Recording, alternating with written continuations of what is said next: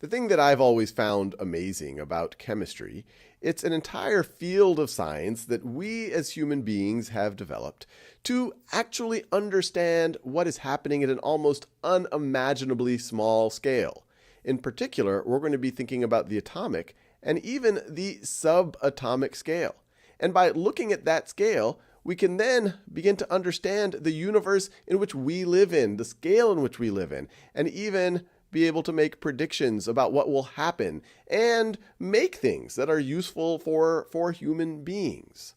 So if we're going to operate at this small of a scale, and we're going to appreciate in a few seconds how small of a scale it is, we're going to have some units of measurement. And this video is going to focus on mass. How do we measure mass at such a small scale? Well, to do that, the chemistry community has historically used something called an atomic mass unit. I'll write it here. Atomic mass unit. And it's historically denoted as AMU. And more recently, the more modern version of this is the unified atomic mass unit that is denoted by just AU instead of an AMU. So how does a unified atomic mass unit connect to our units of mass that we might use on a larger scale, like, say, grams or kilograms? Well, the unified atomic mass unit is defined as 1.660540 times 10 to the negative 27 kilograms.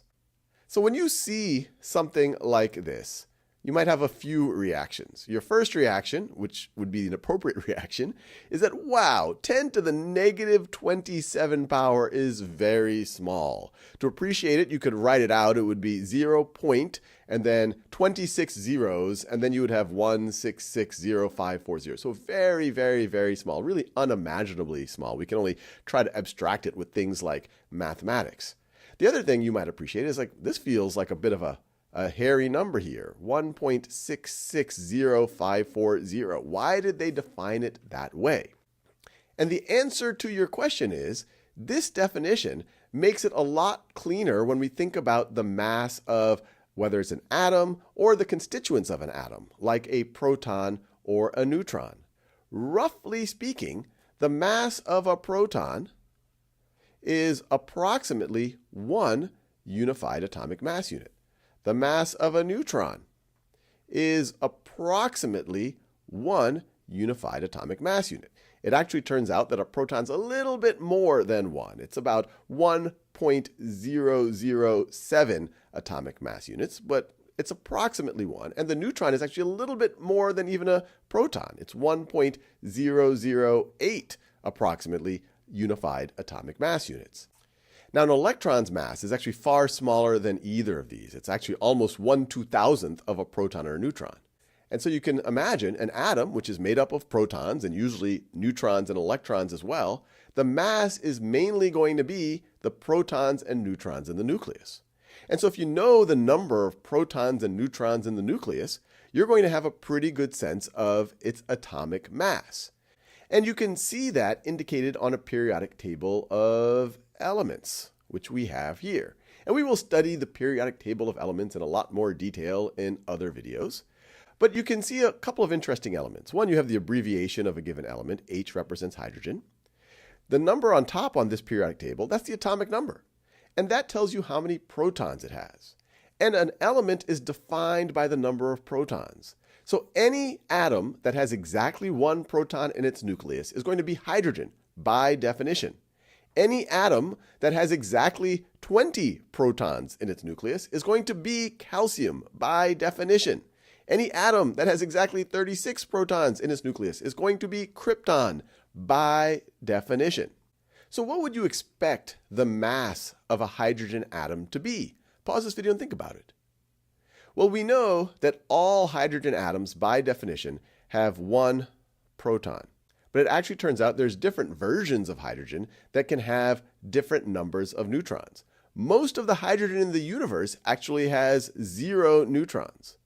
0 neutrons. There are versions that have 1 or 2 neutrons, but most, 99.98% roughly, of hydrogen in the universe has 1 proton, 0 neutrons. And if it's a neutral hydrogen, it's going to have 1 electron. And when we talk about versions of a given element, there's a fancy word for it. They're called isotopes.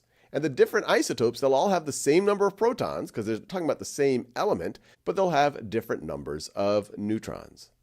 And so if this is the most common form of hydrogen, what do you think its mass is going to be? Well, its mass is going to be essentially the mass of a proton plus an electron.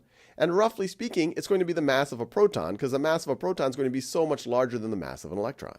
And so you would expect that its mass is approximately 1 unified atomic mass unit. Now, if you were to precisely look at the mass of a proton and an electron, if you add them together, you actually get something that's a little bit closer to 1.008. And you actually see that right over here on the periodic table of elements. Now, this number, although it is pretty close to the mass of the version of hydrogen that I just described, it's actually a weighted average of the various versions of hydrogen. It's just close to this version because this version represents most of the hydrogen that we actually see around us.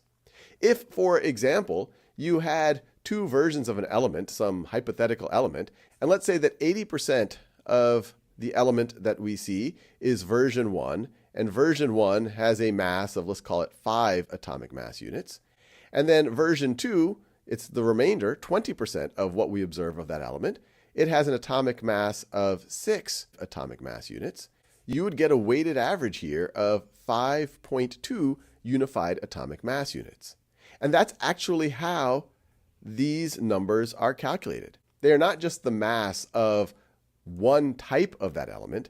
They are a weighted average mass of the various isotopes, of the various types. And so this number on a periodic table of elements is known as the average atomic mass. Average atomic mass. Now, in older chemistry books, and this is actually the case when I first learned chemistry, they call this number atomic weight.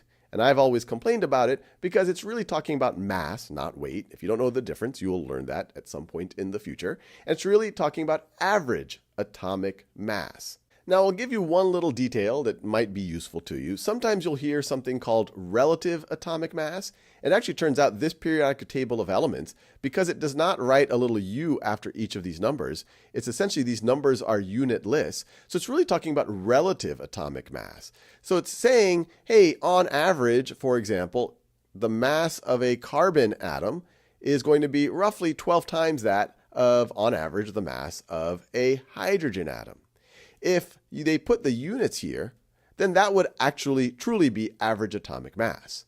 But for our purposes, as we go into chemistry, you can look at these numbers and say, okay, if oxygen has a relative atomic mass of 16, its average atomic mass is going to be 16 unified atomic mass units. And as we will see in the future, this understanding of average atomic mass will prove to be very, very useful.